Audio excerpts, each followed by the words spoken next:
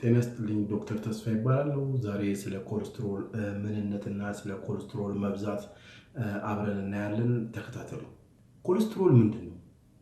የኮሌስትሮል መብዛት ኮሌስትሮል ማለት የሚያጣብቅ ቅባት መሰል ሆኖ በሰውነታችን ባሉ ሴሎች ሽፋን ላይ የሚገኝና በደም ስሮች ውስጥ የሚዘዋወር ሲሆን ለሰውነታችን ከሚሰጠው ጥቅም አንዱ ለዳይጀሽን የሚረዳውን ሐሞትን በጉበት ውስጥ በመስራት ከዛም በኋላ ወደ ገልብላደር ወይም ደግሞ የሐሞት ከረጢት ይሄድና ቀጥታ በባይል ዳክቱ አድርጎ ወደ አንጀታችን ይሄዳል። ከዛም ፋት ነገሮችን ሁሉ እንዲመጠጡ ይረዳል ማለት ነው። አንደኛው ስራው የኮሌስትሮል ይሄ ነው ማለት ነው።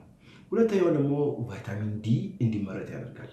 እንደምታውቁት ቫይታሚን ዲ በጣም ወሳኝና ጥቅም የሚሰጥ ነው ሰውነታችን ማለት ነው። ቫይታሚን ዲ እንዲመረት ይረዳል። በሶስተኛ ደረጃ ደግሞ ሆርሞኖችን ይሰራል። ሆርሞኖችን ይሰራል ስንል የትኞቹ ሆርሞኖች ሳትሉኝ አትቀሩም። እንደነ ፕሮጀስትሮን፣ ኤስትሮጅን፣ ቴስቴስትሮን። አንዱም የቴስቴስትሮን፣ የፕሮጀስትሮን፣ የኤስትሮጅን ችግር ካለ የኮሌስትሮል ችግር እንዳለም መታሰብ መቻል አለበት ማለት ነው። ሌላ አንቲ ኢንፍላማቶሪ ኢፌክት አለው፣ አንቲቶክሲን ኢፌክት አለው። አንቲቶክሲን ስንል ባክቴሪያዎች የሚለቁትን ቶክሲን ያጣብቅና በደም አብሮ ከሰውነታችን እንዲወጣ ያደርጋል። ሌላ ቫይታሚን ኤ፣ ዲ፣ ኢ፣ ኬቱን እንዲመጠጥ ይረዳል ማለት ነው። ፋት ሶሉብል ቫይታሚኖችን ወደ ሰውነታችን በአንጀት በኩል እንዲመጠጡ እሱ ይረዳል ማለት ነው። ማይላይን ወይም ደግሞ የነርቭ ሽፋን መሸፈኛውን የሚሰራው ራሱ የኮሌስትሮል ነው። የእሱ ማነስ ካለ ግዴታ እንደ ዲፕሬሽን ወይም ደግሞ ድባቴ አይነት ምልክት ሊኖረን ይችላል ማለት ነው። ሌሎችም በጣም ዘርፈ ብዙ ጥቅሞች አሉት። ሰውነታችን እንግዲህ ኮሌስትሮልን ከምንመገባቸው ምግቦች ያገኛል። የምንመገባቸው ምግቦች ማለት ምን ማለት ነው? እንደነ እንቁላል፣ ስጋ፣ ወተት፣ የወተት ተዋጽኦ የሆኑ ምግቦች እንደነ አይብ። በተጨማሪም እንግዲህ ጉበት ራሱ ያዘጋጃል። ዋናው ጉበት ነው የሚያዘጋጀው ኮሌስትሮል። በተጨማሪ ደግሞ ከምንበላው ምግቦች እናገኛለን ማለት ነው። የኮሌስትሮል አይነቶች እንግዲህ ሶስት ናቸው። አንደኛ ኤልዲኤል ነው፣ ሁለተኛው ኤችዲኤል ነው፣ ሶስተኛ ራሱ ኮሌስትሮል ማለት ነው።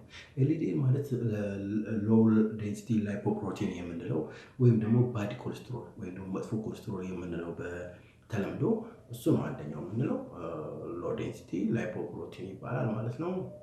ሁለተኛው ሃይ ዴንሲቲ ላይፖፕሮቲን ይባላል። ሃይ ዴንሲቲ ላይፖፕሮቲን የምንለው ደግሞ ጉድ ኮሌስትሮል የምንለው ነው።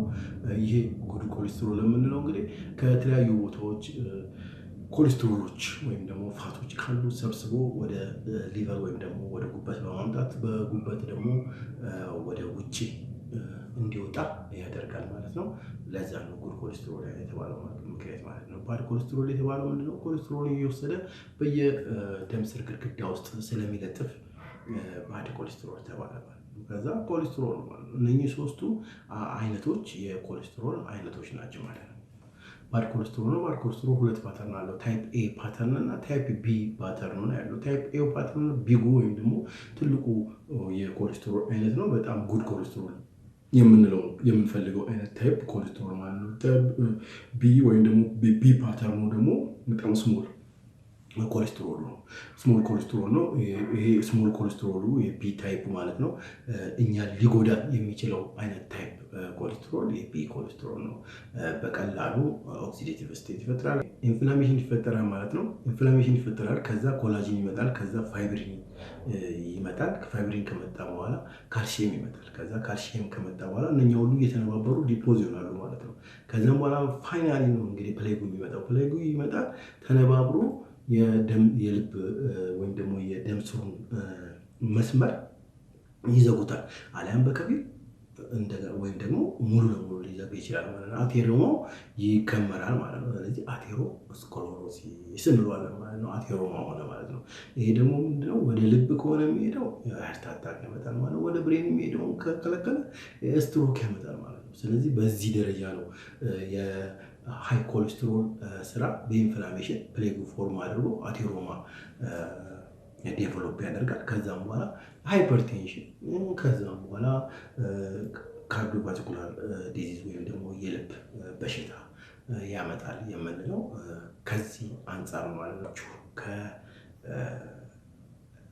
ቅድም እንደተናገርኩት ከቫይታሚን ዲ እንዲመጠጥ ማድረግ፣ ኤዲኢኬን እንዲመጠጥ ማድረግ፣ ሆርሞኖች እንዲሰሩ የሚያደርጉት የኒውሮን ሽፋኖች ማላይሽዞች እንዲሰሩ የሚያደርገው የብለድ ቬዝልስ ዎል ንጣፉን እንደ መቦሻ ኬሚካሉ ነው የሚያገለግለው የኮሌስትሮል አይነት የዚህኛው አይነት ኮሌስትሮል ነው ማለት ነው። በጣም ሎ የሆነ ኤችዲኤል ካለ፣ ሃይ የሆነ ኮሌስትሮል ካለ፣ ሃይ የሆነ ቲጂ ካለ ያው ላቦራቶሪ ውጤት ነው። ዶክተር ይህን አይቶ ወደ ሕክምና ሊልከን ይችላል ማለት ነው። ማኔጅመንቱ ደግሞ ከላይፍ ስታይል ሞዲፊኬሽን እስከ ሜዲኬሽን ድረስ ማለት ነው። ላይፍ ስታይል ሞዲፊኬሽን ስንል ደግሞ ከአመጋገብ ይጀምራል። ምን አይነት ምግብ ነው መብላት ያለበት? እንደዚህ አይነት ሰው እንደዚህ አይነት ሪስክ ፋክተር ያለው ሰው ምን አይነት ምግብ ነው መብላት ያለበት ብለን ማሰብ መቻል ያለብን። ከፍተኛ ፋይበር፣ ዝቅተኛ ካርብ፣ ቬጀተብልስ፣ ግሪን ቲ፣ ተልባ፣ አቮካዶ፣ ሳልማን ወይ ደግሞ ሰርዲን የሚመገቡ ከሆነ ከሐኪም ጋር በመነጋገር የኮሌስትሮል መጠናቸውን ሊቀንሱ ትችላሉ ማለት ነው። ይህን የምንመገብ ከሆነ የኤልዲኤል ታይፕ ኤን እናመርታለን ማለት ነው። ላይፍ ስታይል ሞዲፊኬሽናችን ይስተካከላል ማለት ነው። ከዛም ውጤታማ ነን ማለት ነው። ያለበለዚያ ግን ካርብ የምንጠቀም ከሆነ ሪፋይንድ የሆነ ካርብ የምንጠቀም ከሆነ እነኚህ የታሸጉ ምግቦችን የምንወስድ ከሆነ ትራንስፋት ወይም ደግሞ ኦሜጋ 6 ያሉ ዘይቶችን የምንወስድ ከሆነ ኢንፍላሜሽን አላቸው። ኢንፍላሜሽን ስንል ምንድነው? ያ ኢንፍላሜሽን በጣም መሆኑ ሃይ ካርብ ከሆነ ጉልኮስ አለ ማለት ነው። ጉልኮስ ካለው ኢንሱሊን በጣም ሃይ የሆነ ይወጣል ማለት ነው። ከዛ በተደጋጋሚ ወደ የሰውነታችን ወደ ቲሹዋችን ሲሄድ ኢንሱሊን ሬዚስታንስ ይፈጠራል ማለት ነው። ከዛም በኋላ የታይፕ 2 ዲኤም ፔሸንት እንሆናለን ማለት ነው። ሃይፐርቴንሽን ልንሆን እንችላለን፣ ዳያቤቲክ ልንሆን እንችላለን። ስለዚህ ጥንቃቄ በህንድ ካርብ የምንወስድ ከሆነ ካርቦሃይድሬት ያላቸውን ምግቦች የምንወስድ ከሆነ የኢንሱሊን መጠናችን ይጨምራል። ምክንያቱም ግሉኮስ አላቸው ማለት ነው። ግሉኮስ ካለ የኢንሱሊን መጠን ይጨምራል ማለት ነው። እሱ ኢንሱሊን ስፓይክ የሚያደርግ ከሆነ 10 ጊዜ እየበላን 10 ጊዜ ኢንሱሊን ስፓይክ የሚያደርግ ከሆነ ሰውነታችን ላይ ሄዶ የሚያደርሰው ኢንሱሊን ሬዚስታንስ ይፈጥራል ማለት ነው። ኢንሱሊን ሬዚስታንስ ተፈጠረ ማለት ታይፕ 2 ዲኤም ፔሸንት ፕላስ ሃይ የሆነ ኮሌስትሮል ይኖራል፣ ሃይፐርቴንሽን ይኖራል፣ አቴሮማ ይኖራል፣ ስትሮክ ይኖራል፣ ሃርት አታክ ይኖራል፣ ካርዲዮቫስኩላር ሪስክ ይኖራል ማለት ነው። ላይፍ ስታይል ሞዲፊኬሽናችን ላይ ጥንቃቄ ሐኪም የሚለንን ነገር ማዳመጥ መቻል አለብን ማለት ነው። ዴይሊ 30 ሚኒትስ በሳምንት 150 ደቂቃ እንቅስቃሴ ያደረገን ሐኪም የሚለንን ሁሉ በጥንቃቄ በመውሰድ እሱን ተግባራዊ አድርገን ድጋሚ የኮሌስትሮል መጠናችንን ወይ ሊፒድ ፕሮፋይላችንን ሰጥተን ተመርምረን ነው አውቀን የኮሌስትሮል መብዛት እኔ ጋር አለ ብለን የምንለው። ሌሎች ደግሞ ፋክተሮች አሉ። የቫይታሚን ሲ እጥረት በራሱ አንድ ፋክተር ነው ማለት ነው። ስለዚህ ቫይታሚን ሲ ይዘት ያላቸውን ምግቦች መውሰድ መቻል አለብን ማለት ነው።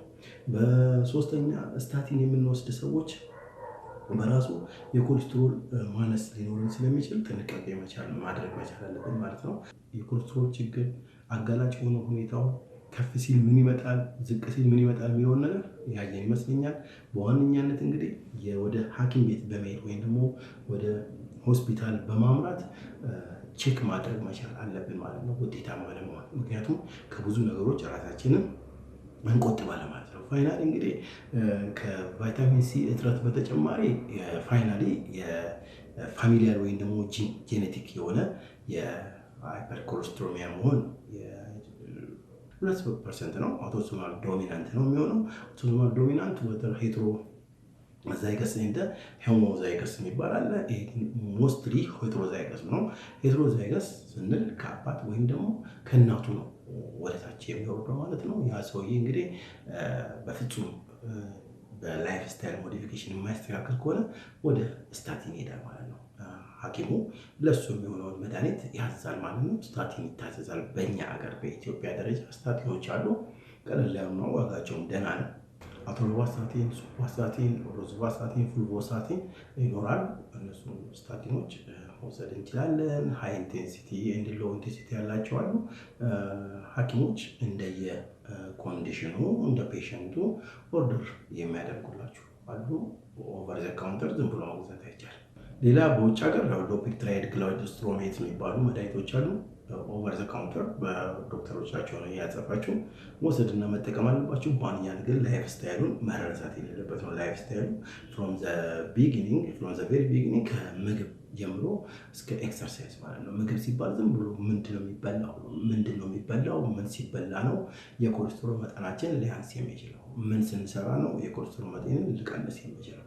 ሃይ ኮሌስትሮል ከነበረን ማለት ነው። እና እንደዛ ነው የሚሆነው።